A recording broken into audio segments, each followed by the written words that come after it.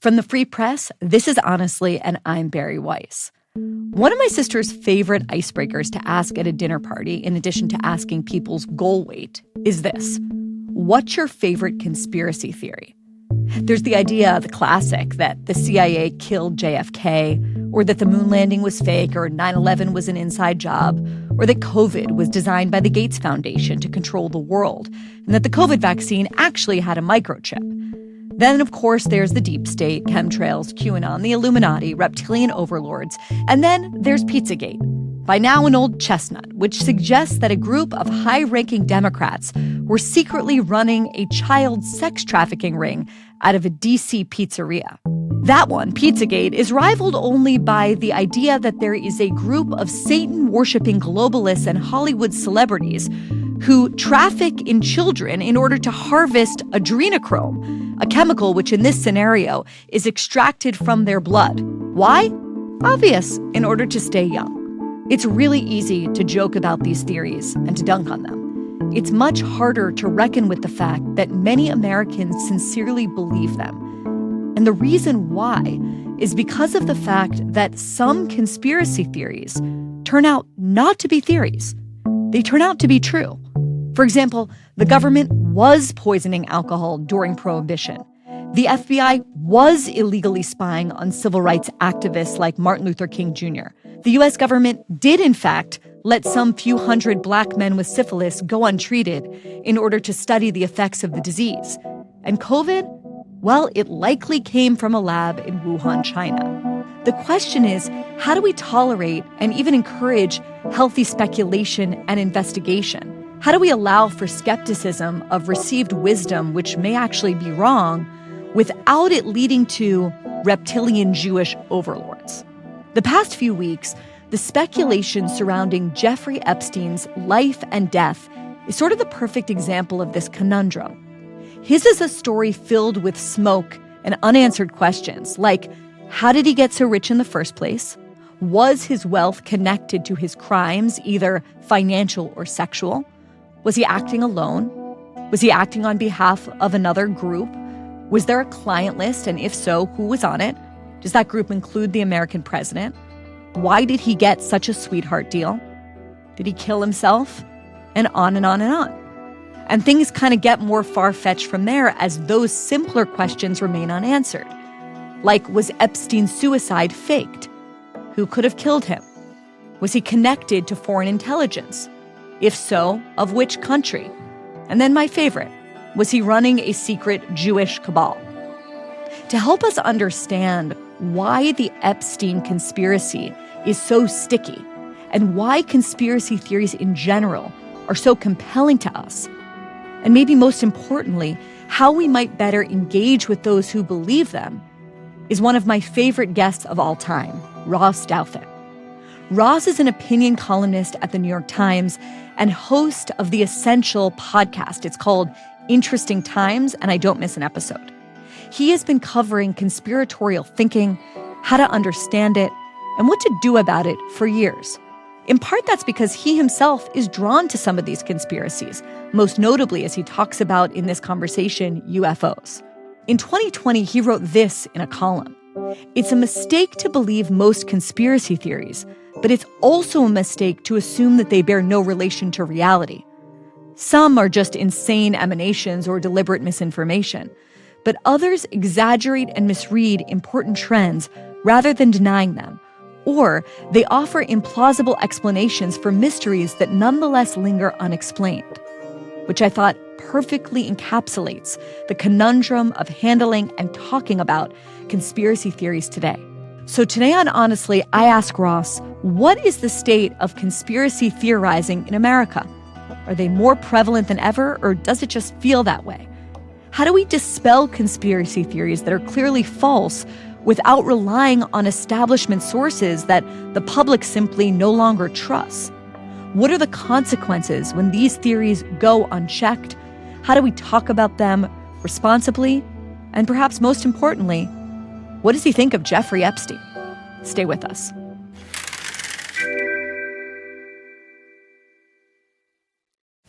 Okay.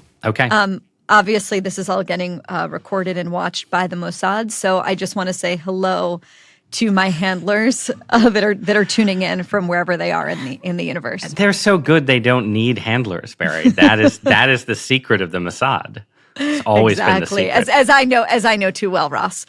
To read the internet, I would think that I am some kind of operative. Okay, that's where I say, Ross Douthat, welcome to Honestly. Thank you, Barry. It's a pleasure to be back. Well, I got to start just by asking, what is your favorite conspiracy theory and why? So, as you know, possibly to their disappointment or despair, probably some of my readers and listeners have noticed, I have developed a weird fascination with the world of UFO speculation over the last 8 years. And before 2017, before the New York Times started running stories about weird things that U.S. military pilots saw, I had almost no interest in UFOs. I was a child of the 1990s. I loved the X-Files. I had some familiarity with those kind of conspiracy theories, but I had never become interested in them. And sadly, I've become interested in them. But I don't actually have some kind of belief about UFOs. I'm not committed to any kind of theory about what's going on. My only theory is that something strange is going on with the UFO phenomenon, and it may be something strange inside our government involving weird Defense Department psyops to conceal amazing military technology. Or it may be something weird in the realm of the spiritual and religious, the subject of our last conversation. I don't know exactly what it is, but it's become frustrating to get interested in a topic and then find yourself always occupying a zone of like people who will act as though they have a great secret that they want to impart to you. This is obviously part of the appeal of conspiracy theories, is that you get to feel like you're participating in a great secret. But then you ask them to go all the way and explain what the secret actually is, and you can never quite get all the way. I want to get to Epstein in a minute. Before we get there, and obviously this is all related, but it seems to me right now, certainly as opposed to when we were growing up, like let's say 20, 25 years ago, that the prevalence of conspiracy theories just feels much, much more widespread. And the shamelessness of them is pretty profound. So I watched a clip the other day, I don't even know how I came across it, of Lara Logan, who had used to be, one of the storied hosts of 60 Minutes, talking in conversation with someone with a very straight face about how in order to succeed in Hollywood, you need to sacrifice either your parent or your firstborn child. So that's sort of out there at one end. Everyone knows that that's actually true of political commentary. But Right. Help diagnose this, Ross. What's going on here? I mean, so at one level, what you're talking about is just the phenomenon of how the internet has changed political culture and controversy, right? Where, again, I have the view that there is sort of always a large degree of conspiratorial thinking about the world and a large range of strange crackpot ideas. And by the way, in calling them crackpot ideas, I'm not ruling out that some of them actually get things right? But there's always this range out there. And, the internet has essentially widened the aperture and widened the number of platforms for people to carry on conversations about topics that, in a world with a more constraining media establishment, those conversations would still be taking place, but they'd be taking place on AM radio at 3 a.m., right? And in, sort of mimeograph newsletters sent around. And now there's no control. And I think there was an attempt at control that sort of peaked around 2020, where you had this kind of consolidation of media companies, consolidation of power in Silicon Valley. And there was this sense that, actually, maybe the internet, if it allows for a certain kind of imposition of conformity, right? And this was something that, you had a certain kind of experience with before you founded the Free Press. And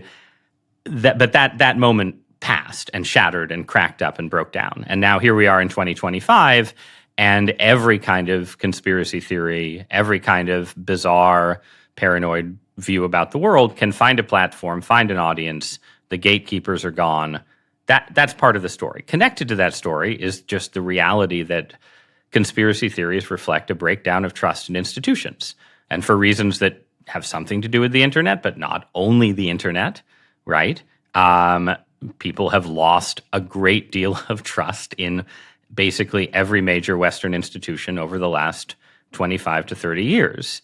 So again, absent a kind of restoration of institutional trust, you have an environment where it becomes sort of natural to look for dark, malignant forces at work in high places. And then finally, and this is a point I'd want to stress, conspiracy theories tend to become most powerful in zones where there really is some kind of like dark matter. Like this is the term from physics for like a force that you can't see, but whose operation you can sort of infer from looking at other things happening. Places where there's something like that seemingly in play are just natural zones for conspiratorial thinking. And I mentioned, again, my own belief that something weird is going on with UFOs. I don't know what it is, but I think there's something we don't know happening in the Pentagon or somewhere else that would explain some of the weird, leaks and would-be whistleblowers. And the same is true of something like Epstein, right?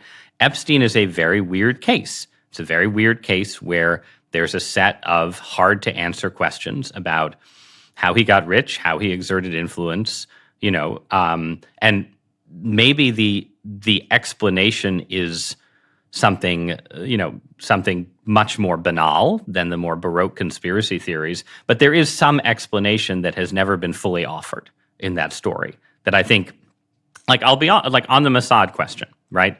I was not, a super follower of the Epstein story, but about 4 or 5 years ago, I had a long conversation with an intelligent, plugged-in person who shall remain nameless, but who was not a crank, right? Who was themselves convinced that this was after Epstein killed himself, was just totally convinced that Epstein was, in some sense, being run by an intelligence agency and probably by Mossad, because given the nature of his connections, that was the one that made the most sense. And I had a long conversation with this person, and they basically convinced me that this was very, very likely to be the case.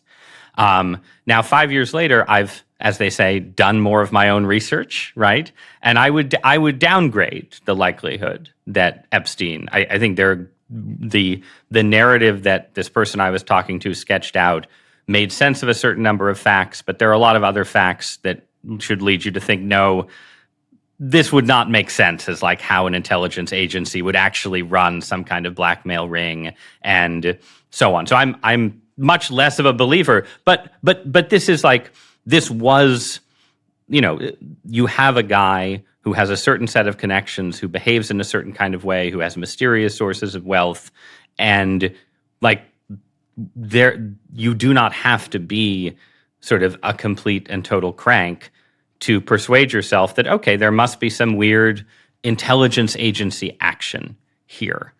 And I myself thought that was likely, and now think it's less likely. But you can use me as an example of someone who was drawn to that view, sure. But I think that there's also an important distinction, and I am not at all an expert in intelligence agencies, despite the fact that Twitter thinks that I am a Mossad agent or being run by the Mossad. There's a difference between being an operative or an agent, someone that is like on the CIA payroll, and a source of information. Right. And in most of the conspiracy theories about Jeffrey Epstein, he is sort of like upgraded as a Mossad operative, which to me just seems like extraordinarily highly implausible that would be the kind of person that the Mossad or any intelligence agency would actually employ. Like, that just goes against common sense, in my view. Yes, I think there was, I think if you look there was a famous case, I believe, I'm going to mangle the facts slightly, right, but where Mossad, I believe, was running someone who was doing a blackmail operation, basically, in an Arab country. And this was some years ago, right? But in that case, the person was, no one knew that they were, I don't remember if they were Israeli, but I think they were Israeli. No one knew they were Israeli. They had built up this kind of completely plausible cover story, right? Whereas with Epstein, it's like, oh yeah, are you really you're gonna recruit the guy? What if you're an intelligence agent, if you're a paid up operative or whatever language you want to use of the Mossad, are you going to have the former prime minister of the state of Israel visiting your house? Yeah, this seems like a very unlikely way to go about it. But you have, so what you had for a while with Epstein was several things. You had, right, this sort of mystery of how he got off so easy the first time. Totally. You had a now famous quotation that was secondhand and maybe, is inaccurate, but a famous quote in, I think, either a Daily Beast or a Vanity Fair story from Alex Acosta, who was the guy who let him off easy, basically saying, oh, I was told to leave Epstein alone because he belonged to intelligence. And then you had a number of reports and claims that Epstein was in the business of videotaping people who had sex with his, with the young women that he had groomed, right? And I think it's easy to see why people would put those pieces together and say, okay, this must be some kind of blackmail operation. He couldn't have gotten away with it for so long if he didn't have some kind of protection. So who is the likely protection? It's either the CIA or the Mossad. It's not like the number of leaps there are not at all extraordinary. And again, I agree. I think if you really delve into the details of the case and try and think about like what would be the incentives of Mossad to have their honeypot blackmail guy hanging out right with a former prime minister, I just think they have better tradecraft it would be than a really bold. Well, it would be a really bold kind of tradecraft. I just think the people that are capable of carrying out the beeper operation have shown a level of tradecraft and sophistication that this guy doesn't have. But let's just take one step back and set up the Epstein thing. I agree with you that there's a kind of if you were looking for a case where there is a tremendous amount of dark matter, I don't know if you could find any more than the story and the case of Jeffrey Epstein. So for those people that are unlike us and not total nerds reading the ins and outs of this story, I just want to add for the listener a few pieces, just factual pieces that have sort of fueled the fire and the speculation around who this guy is, who he was working for, whether or not he killed himself, and what actually happened there. So in 2019, of course, Epstein, who was at the time one of the most high-profile prisoners in the world, was found dead in his cell. It was immediately ruled a suicide, and there were all of these just highly convenient coincidences where the guards were asleep, the logbook wasn't working, the camera was off, that led even me to ask myself, or wonder, was this really a suicide? Was he alone in the cell? Was he allowed to commit suicide? If someone that lived in the most expensive house on the Upper East Side felt the walls closing in, wouldn't he have taken pills at home? Et cetera, et cetera, et cetera. Okay, so that happens in 2019. Also in 2019, and this is to your point, Ross, the Daily Beast published this article that said an unnamed Trump official claimed they heard Labor Secretary Alex Acosta say in 2017, I was told Epstein belonged to intelligence and to leave it alone. Now, Acosta has not verified this, which has led people to just much further, deeper speculation that Epstein had a connection to intelligence. I just want to say that I believe that there is a legal document or an interview with Acosta where he is asked directly, were you told, or do you have good reason to think that Epstein was an intelligence agent? And he said no. Now, he has not actually gone on the record and given public statements about this, which is, he's still out there, like Alex Acosta. But the point is, he hasn't given like another full-throated interview on this topic. It's just kind of hanging out there. Okay, then let's fast forward to February of this year. U.S. Attorney General Pam Bondi was asked by Fox News about Epstein's client list, and she responded this way: "It is sitting on my desk right now to review." And then later, she too walked it back. She said that, she sort of meant vaguely that she had files on Epstein, et cetera. Roughly a week after that interview, Pam Bondi invited a group of right-wing influencers, frankly, many of the people that traffic in the kind of conspiracy theories that are gaining a lot of ground right now, to the White House. And she handed them these binders, like almost like a caricature of supposed information about Epstein. There was a photo op, and then very quickly, these influencers realized that all of the contents in these big fat binders were all public records, and they felt duped. And this further led people to believe that they were hiding something, that there was something to hide. Just 2 more points. This July, the DOJ announced that there was no evidence that Jeffrey Epstein ever had a client list or that he had blackmailed associates. And Bondi stated that she couldn't release the full files in order to protect the privacy of the victims. Again, leading to more speculation. And then Donald Trump, who had run during his campaign, obviously he says a lot of stuff, but had promised full release, open kimono, you're going to know everything that was in there, is basically saying to all of my followers that are obsessed with Epstein, I don't want you as my supporters anymore. Stop wasting time and energy on Jeffrey Epstein. If you do so, you're a loser. You're a tool of the Democrats and the deep state. Move on.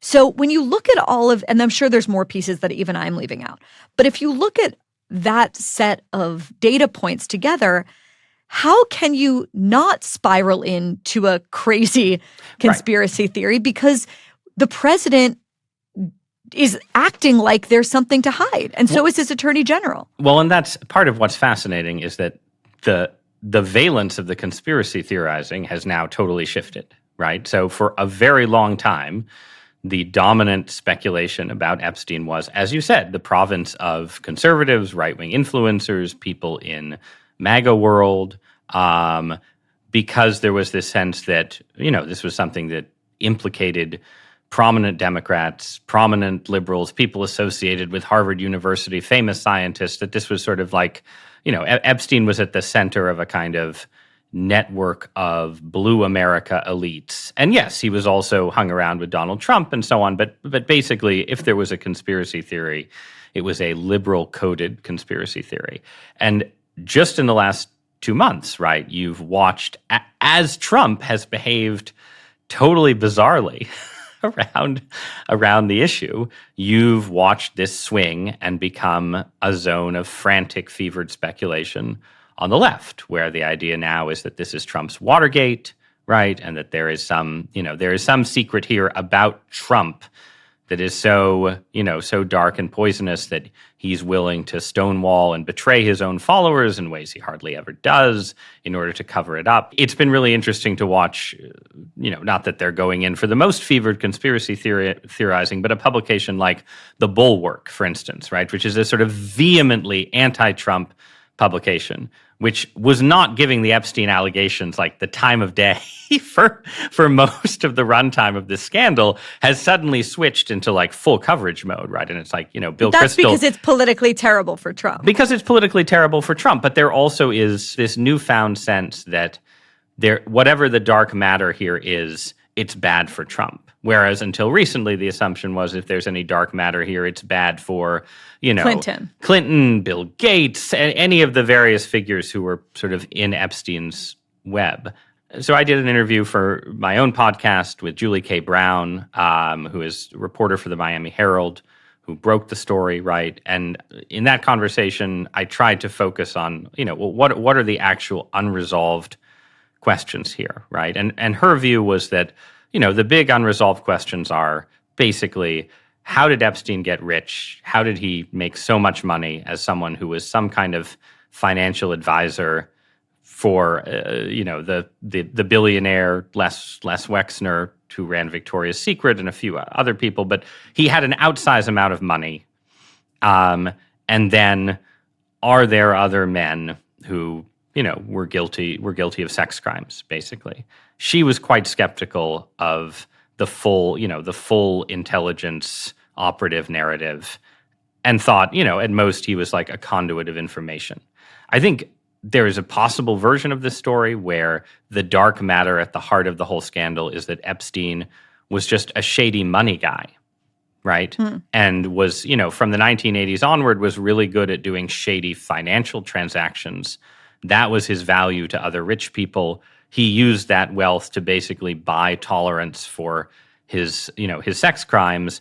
But the money was actually, this was primarily a money story, secondarily a sex story. So if you want to tell the version of the story in which the most lurid theories are just wrong, that's the most plausible version of the story, where there is dark matter here, but it's all really about what Epstein did with money. And maybe that's true. I think that's possible. But I think the version that most people that I know that had some proximity to his world believe is that his fundamental business was essentially compromise, blackmail on people, and that he had some kind of massive amount of information on Les Wexner, because how do you explain why Les Wexner would give him a home on the Upper East Side, Right. power of attorney, and so many other things? And the question then becomes, and people can run wild with speculation, is what did he have on Les Wexner? Yes, and that was that was basically, again, like the first time I sort of went deep and tried to understand the story. That was basically my view, that there had to be a substantial amount of blackmail involved. There were enough reports about videotapes and enough weird things in the story to suggest that maybe Les Wexner originally, and then presumably some larger circle of powerful people, were, essentially like, maybe it wasn't formal blackmail, but it was like, okay, you did this thing with this girl in my house. We both know that happened. Now you're in my debt. That was sort of an essential part of the story. I'm just trying to say there could be another version where the thing that Epstein did for rich people was more about money, and there was either no blackmail or there was a kind of like a knowingness, right? Where it was like, okay, I know what happened with this girl who went in to give you a massage. I'm never going to formally blackmail you, but like, you're my friend now. I have expectations there.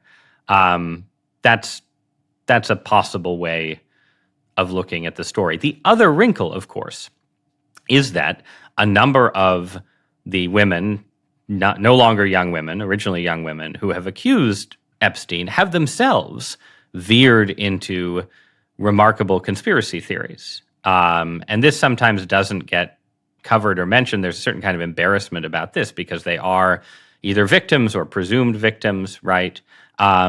But the woman, Virginia Giuffre, Giuffre, thank you, yes. And she was the only person who publicly accused famous people other than Epstein. She accused Prince Andrew, and there was a photograph of him with her, and he settled. He was the only big-name person who settled. She accused Alan Dershowitz, and then backed off, and he sued her and so on, and that she later said maybe she got it wrong and it wasn't him. But she made a large number of sort of lurid conspiratorial allegations that didn't seem to hold up. And then there was another woman who, has made accusations against Epstein. I believe it's the woman who, had been featured as someone who had a connection to Trump as well, who also has done interviews where she's in kind of like, anti-Semitic lizard people level conspiracy theories. And, so that's, I don't even know exactly how you should interpret that. Like you can interpret it as a way of like partially exonerating Epstein and saying, well, maybe we should discount more of the accusations themselves. You can interpret it to say the kind of people who go through an experience like this are then prone to being drawn into conspiracy theories. But there's just levels upon levels here of things that, sort of everyone who's connected to the case is drawn to one kind of conspiracy theory or another, I think. Ross, you wrote this piece in 2021 that I commend to everyone, and we'll put it in the show notes, called A Better Way to Think About Conspiracies. And here's sort of a toolkit that you prescribe in the essay as a good way, sort of like a good filter, a good sieve for conspiracy theories as we trot through this sort of field full of landmines. Number 1, you say, prefer simple theories to Baroque ones. Number 2, avoid theories that seem tailored to fit a predetermined conclusion. Number 3, take fringe theories more seriously when the mainstream narrative has holes. And 4, just because you start to believe in one fringe theory doesn't mean you have to believe them all. So apply these 4 principles, please, to the Epstein case. Well, so again, one of the reasons that I originally found the intelligence theory, whatever it might be, about Epstein persuasive was that it seemed to fit in theory number one, right? It was like you want a simple theory, right? You don't want a incredibly baroque theory. And a simple theory is this guy had an intelligence connection. That's why he was protected even as he was gathering blackmail on people. Simple as, right? Again, I think that theory is less likely, so I've sort of gone looking for another simplifying theory. And so the theory I've just been sketching for you, where primarily Epstein's shadiest activities were financial, and that provided a kind of protection for his sexual behavior, which maybe yielded some sort of protective relationships, but wasn't a huge nest of blackmail. That's what I've sort of come to as like one of the simpler, try and reduce this to a non-Baroque narrative, right? Do you think the following theory would qualify as simple or Baroque? Jeffrey Epstein was a highly charismatic con man. His business, such as it was getting compromising information on people and using that compromising relationship to extract money, favors, influence, and power from them.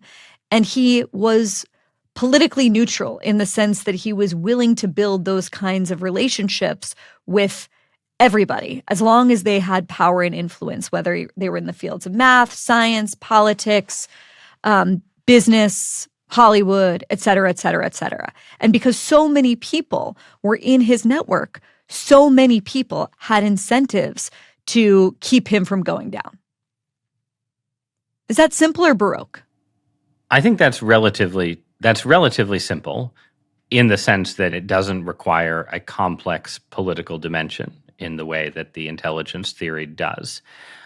The weakness of that theory is that it's, and this is again a reason to sort of maybe privilege the money over the sex. It's striking that we haven't had any other prominent men, except for Prince Andrew in this sort of weird way, actually publicly named, sued, and so on in a successful way, right?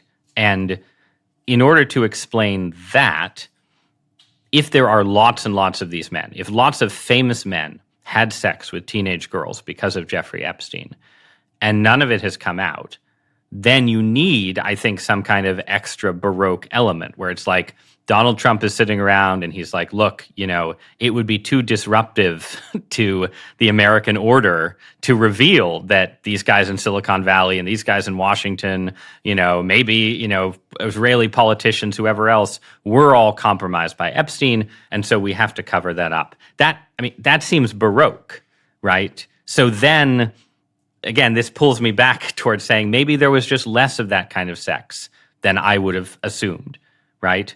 If you're trying to simplify a little more, maybe it is the case that mostly Epstein used the girls for sex himself. Maybe a few people. I find it hard to believe that no powerful man hanging out in Epstein's orbit ever had sex with girls recruited to give Epstein massages and have sex with him.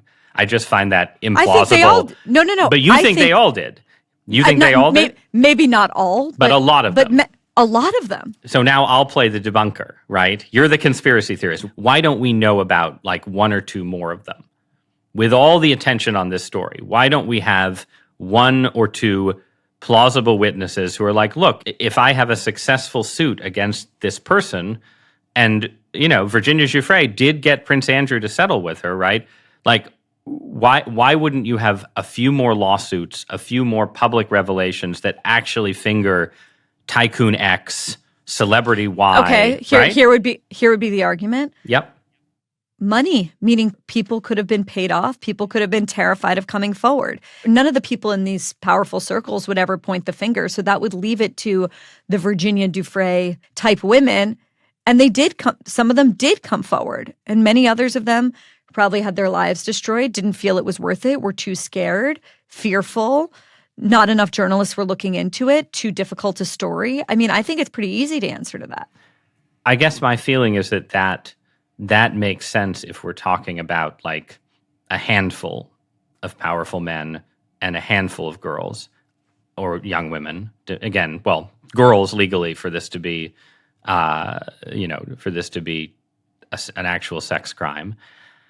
I guess it just makes me think when people are like, well, it's hundreds of these girls and dozens of powerful men, I become more skeptical. And by the way, this is also my running frustration with claims about UFOs, right? I feel like the bigger the secret, the more likely it is that someone would have come forward with something more credible than what we have right now. So I have been sort of pulled back towards a more limited theory of how many powerful men.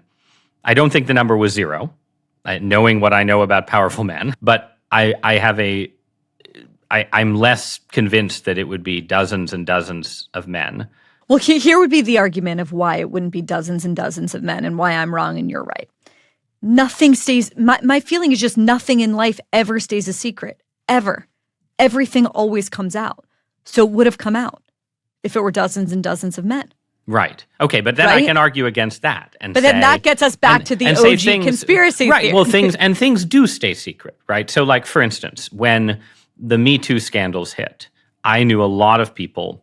I know people who work in Hollywood. I have friends in Hollywood, right?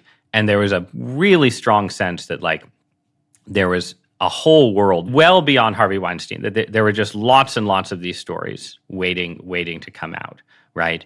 And instead, what you got was things like the lawsuits against a figure like Bryan Singer, who was the director of the X-Men movies. He had a couple people come forward accusing him of sex crimes. And then those people seemed to have, big holes in their, right? They were discreditable figures.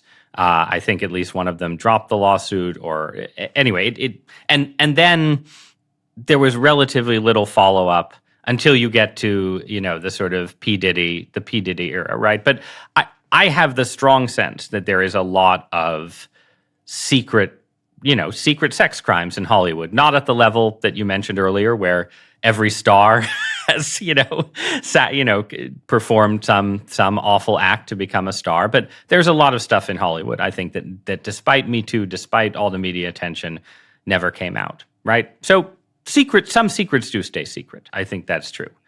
Just one more beat on Trump and his pretty bizarre behavior, given how headstrong, let's just say, Trump usually is, how he never wavers. The amount of flip-flopping going on here is bizarre.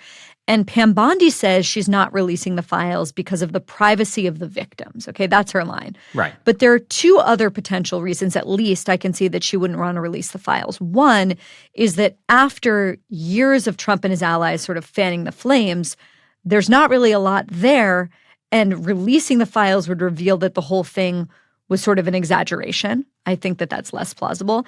And the second argument would be that the files implicate very powerful people, including Trump himself, in some way. And that's why they don't want to release them. What do you think is going on here? And how do you ultimately think it's going to play out? If we split the difference, we can say there is probably a lot of stuff in those files that mentions powerful people in ways that connect them to Epstein that is not legally actionable, that constitutes like the so-and-so was in a room, so-and-so was at a party, so-and-so, there's probably hearsay.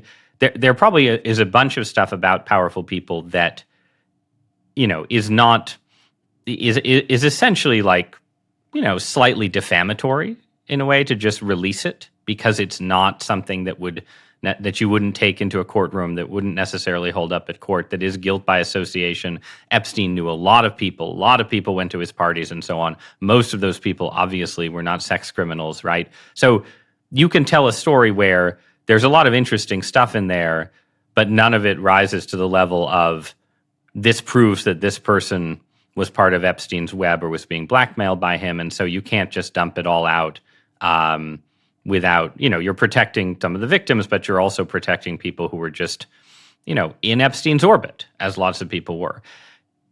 And then you could say further, Trump was in that orbit. So there's probably, and this I think is almost certainly true, there's probably a lot of mentions of Trump in context that, given who Epstein was, are embarrassing, that don't prove that Trump was himself a sex criminal, and Trump doesn't want to be embarrassed, right? I guess that would be the most likely thing, I guess. But also what constitutes embarrassment, right? So the story that the Wall Street Journal has, that Trump wrote that message in Epstein's birthday book, right? Like, that's a message that, doesn't prove that Donald Trump was a sex criminal at all. But it's really weird and embarrassing, right? That you wrote this bizarre, innuendo-laden, winking message to a guy who was a sex criminal. So I guess you could just say, well, it's that kind of thing compounded, and Trump doesn't want that out. Or Trump has incentives as someone who is the president and part of a network of powerful people not to embarrass dozens and dozens of powerful people. I don't know. Those are stories you could tell. I do think it's very unlikely that the files that that his attorney general had or that anyone have would contain some kind of smoking gun that would prove that Donald Trump was himself committing sex crimes. That seems very unlikely given everything else we sort of know from the story. Trump was never cited, in the lists of people who were sort of closest to Epstein in the most suspicious ways. Trump was never on that list. I don't know. It seems unlikely. The thing I find strange is, in my view, there were people that were clearly very, very close to Epstein whose relationships remain somewhat of a mystery, like Les Wexner. And then there were people like Trump who were sort of broadly in his circle and were public about their relationship with him. I mean, Trump told New York Magazine in 2002, "I've known Jeff for 15 years, terrific guy." I'm quoting. "He's a lot of fun to be with. It's even said he likes beautiful women as much as I do, and many of them are on the younger side. No doubt about it, Jeff enjoys his social life." Trump is currently suing the Wall Street Journal over this letter that he put in this Jeffrey Epstein birthday book that Ghislaine Maxwell put together. I have no doubt in my mind that if the Journal printed it, the letter is absolutely true. So, why is it all bubbling up right now? Why is the Jeffrey Epstein stuff politically, if you could switch your mind from conspiracy to political, why this is bubbling up right now? And what are the ways that certain parts of the MAGA coalition, how are they using this to sort of run an insurgency, you could say, against Trump, if you see it that way? Yeah, I think look, it's bubbling up now because the Trump administration made a set of promises and didn't fulfill the promises, right? Like that. So they created is very the straightforward. trap and they walked into it. They created the situation that they're in now. Nobody, no influencer, nobody on the internet created this trap. They created it 100% themselves. Now, you could say Trump didn't really create it so much as people around him. Trump, if you look, he did not. He clearly was not enthused about bringing all this to light. If you watch, Fox News did an interview with him during the campaign where he said, "Oh, I think a lot of stuff in the files might not be true," right? So you could say that Trump was sort of trapped by his own base into promising a set of things, then they didn't deliver them, and boom, you have the landscape we're in now. Now, in terms of how it's being picked up and used, yes, I think it's being used by different groups that are, looking for ways to fight with the Trump administration. It's being used certainly by Democrats who are sort of casting about for a good issue to go after Trump on and have suddenly very opportunistically decided that this is the issue to go after him on. And then you also do have a phenomenon where, Trump has made a set of moves, especially in foreign policy over the last couple months, that have been more in tune with the traditional Republican establishment, with Republican hawks. He's become more hostile to Vladimir Putin. He obviously bombed Iran, despite the fact that people like Steve Bannon and Tucker Carlson were warning against it, right? And so Epstein's speech, just to case, say it back to you, it's like a kind of proxy war for the foreign policy fight. There is a proxy. There is an element of that, yes, and also a larger element of Trump is selling, foreign policy is just one way in which we're worried Trump is selling out his base, right? And the fact that it has, in the conspiracy theories that there is a Mossad theory, an Israel theory, right, means that it fits reasonably well into a kind of, dovish anti-Netanyahu, anti-Israel foreign policy argument on the right, where it's look, Trump, Trump is going too far in working with the Republican establishment. He's giving Israel too much latitude in its wars. And guess what? He's also, failing to deliver the goods on this guy who might have been a Mossad operative. Those narratives fit together, I think, reasonably well. And there's a reason that they're what you hear from, folks like Tucker Carlson. Do you think that there's a way to read everything you just said, but push it a little further, and tell me if this is pushing it too far, that the Epstein story just maps on incredibly well to some of the worst anti-Semitic tropes about a cabal of elite Jews controlling the world, cozying up to power, using power in surreptitious ways, pedophilia, which has been sort of a big story, a big aspect of a rolling conspiracy theory probably since Pizzagate or before. And that, in a sense, if we look back on it, like in a sense, maybe the way we'll look at this episode 5 or 10 years from now, depending on the way things go on the right, is that normalizing talk about Epstein as a foreign operative running a pedophile ring whose clients, what do you know, were mostly other wealthy Jews, is about normalizing a way of talking about Jews that has currently been unacceptable on the right and in American culture writ large. So one, yes, absolutely. There's an interpretation of the Epstein affair that fits directly into anti-Semitic tropes. And you see these tropes at work in the way people on the far right are talking about the case. That's absolutely the case. I think the challenge is that, if you want to fight the use of those tropes, you have to figure out like what the actual truth is about the story in a way. Correct. Because you yourself, right, 15 minutes ago in this conversation, were saying, well, I think it's very likely that Jeffrey Epstein, who was a rich Jewish guy who was friends with lots of other rich Jewish guys, was running some kind of blackmail ring dedicated to getting compromising material on American elites, right? Pause for a second. Totally. And right. the question is, so is his Jewishness somehow fundamental to that scheme or incidental? When you see, the historian Daryl Cooper on Tucker Carlson, the name Jeffrey Epstein is always, he says, the Jewish pedophile Jeffrey Epstein, the Jewish pedophile Jeffrey Epstein. I think Jeffrey Epstein was a con man, a criminal, maybe ran a blackmail ring, did a lot of absolutely horrible things. I don't see his Jewishness as being core to that set of crimes or sins. Right. No, that's absolutely. The whole difference. No, I completely agree. I'm just saying that what makes this territory so fraught is that you can't just say, this story has been invented out of like the anti-Semitic imagination, the latent anti-Semitic imagination, right? The story exists, and you have to actually figure out what the true story is, and then figure out what you're going to say in response to the anti-Semitic interpretation of the story, right? There's a tendency when conspiracy theories get wrapped together with anti-Semitism. If you go long enough down any conspiracy theory, you're gonna hit it, baby. You're gonna hit it, right? You're gonna hit the Jews.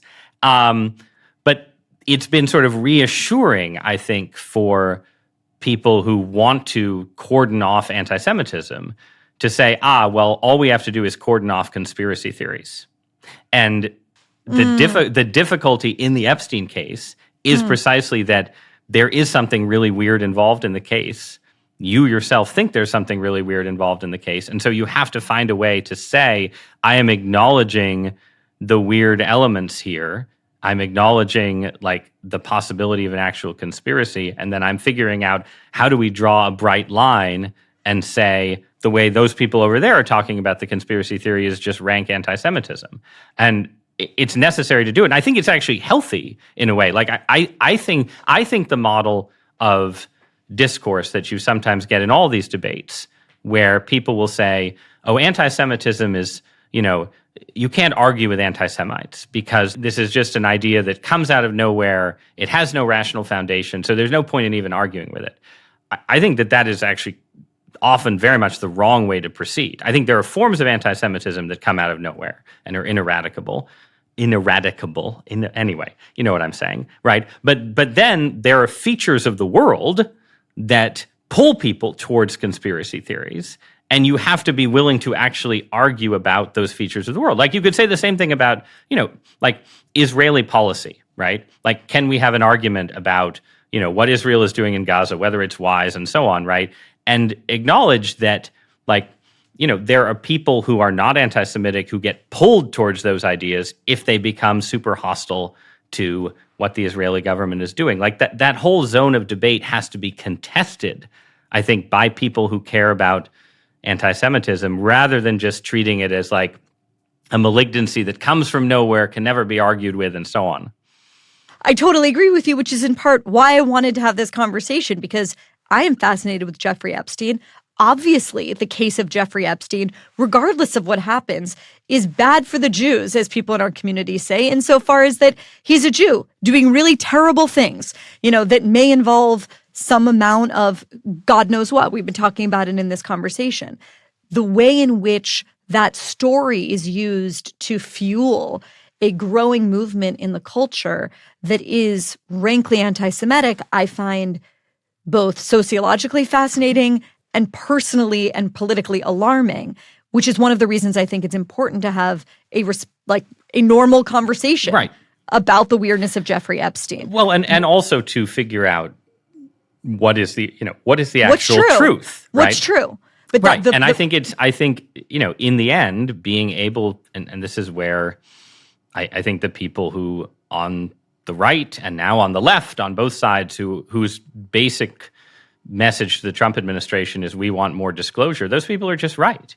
Like if Alex Acosta never said that thing about Epstein belonging to intelligence, if that was just like hearsay laundered through a source, and Acosta just let Epstein off easy because he had, rich lawyers and rich people or friends with rich people, which is, again, if you listen to my podcast interview with Julie Brown, that was basically her view, right? That like this was a case, a rich guy knew a lot of rich people, had powerful lawyers, and got a sweetheart deal.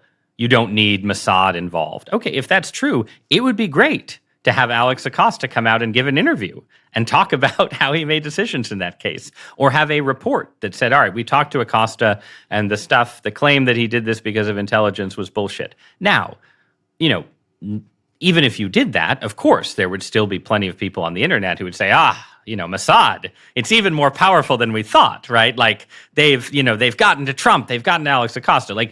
But that's the part, there's a part of the conspiratorial mindset and the anti-Semitic mindset that, yes, is really, you're never going to get rid of it. But there's a part of it that is just sort of curious, wants to know what the dark matter is in the story, and tends to become more paranoid the more they're denied what seem like, reasonable answers to reasonable questions. The case of Epstein seems to me almost like a textbook example of the set of conspiracy theories that you have referred to as New World Order paranoia. Can you just explain what that is and how Epstein fits into that theory of understanding the types of conspiracy theories that are rising in this moment?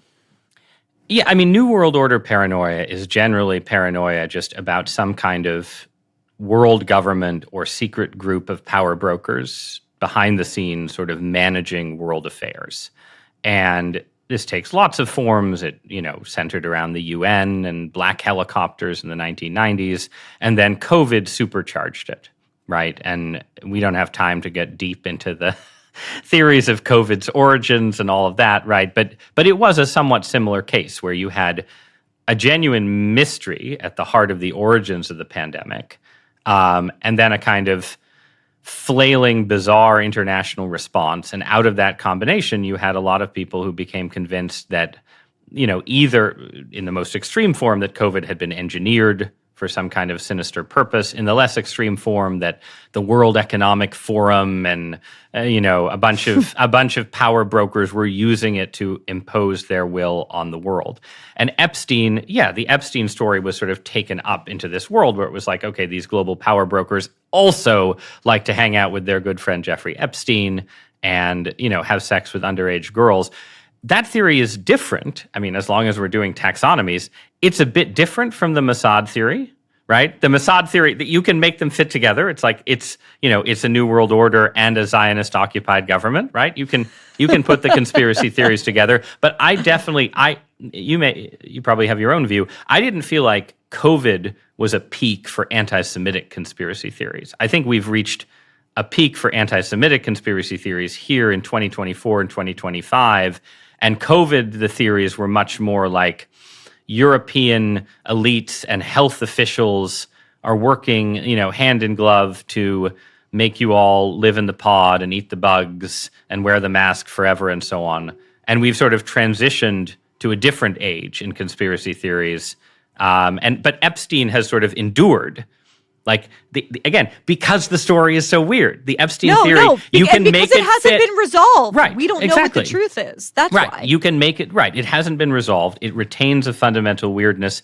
And as long as it does, you can shape it to fit any theory of nefarious global elites can be made to be, the sphere around which the dark matter of the Epstein thing is contained. I don't know.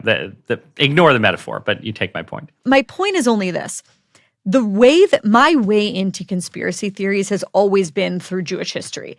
And this sense that in times of tremendous economic or technological dislocation and transformation, people lose trust or lose their mooring into the old ways or the old institutions. They go looking for ways of explaining the ways that they have personally been left behind or the changes that they are living through. And often what that rolls into ultimately is a theory about the world in which the Jews become a scapegoat. Okay, I'm being glib about it, but that's kind of the broad thing. And I feel that we're living through that now. I want you, as someone who is maybe coming at it more in the, I'm just interested in why conspiracy theories are rising right now. Let's put like the Jewish question, as it were, to the side here for a second. Why are conspiracy theories rising in this particular moment? Or is it just that the internet gives us a sense that they're more prevalent when actually they've always been really prevalent? That's the thing I'm really not sure about and trying to understand myself. I think it's obviously the internet takes theories that were always prevalent and gives them sunlight and exposure and lets them find new audiences. Right? So it's both and. You always have conspiracy theories. They're always part of public life but often behind the scenes. People are naturally drawn to them for good reasons and bad reasons. And the internet creates a new dynamic where they get more public attention. People who are interested in conspiracy theories find each other, share theories, new theories emerge. It's just like, there's it's a new evolutionary landscape for conspiracy theories. That's clearly the case. And then also, we're in an age of conspicuous elite failure in various ways. Mm-hmm. Populism as an anti-elite phenomenon, with or without conspiracy theories, is a defining political feature of, post-2012 culture. There are left-wing versions and right-wing versions, but the more powerful ones are on the right.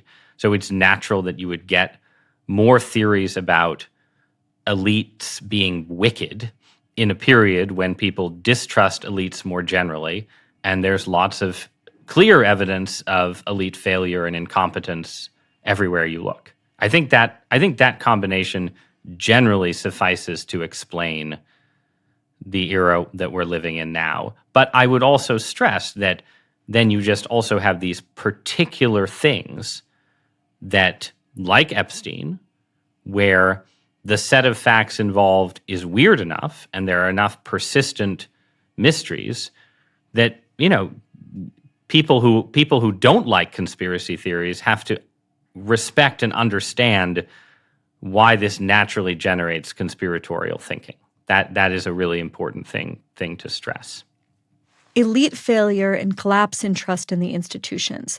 The question I'm constantly asking myself, less so just as a curious observer and more like for the sake of the world our children are going to live in, is there a way to undo that unraveling?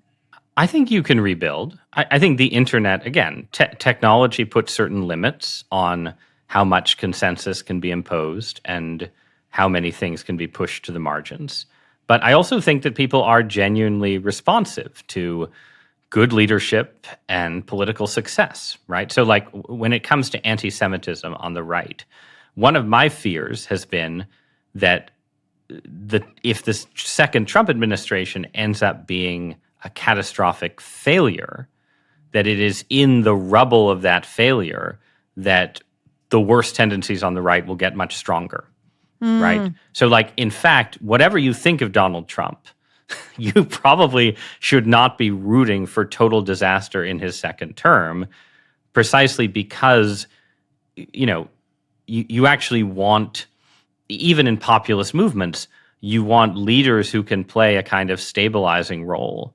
And who people can sort of look to and trust. Like Donald Trump is obviously not trusted by the vast majority of Americans, but he is trusted deeply by his own followers, right?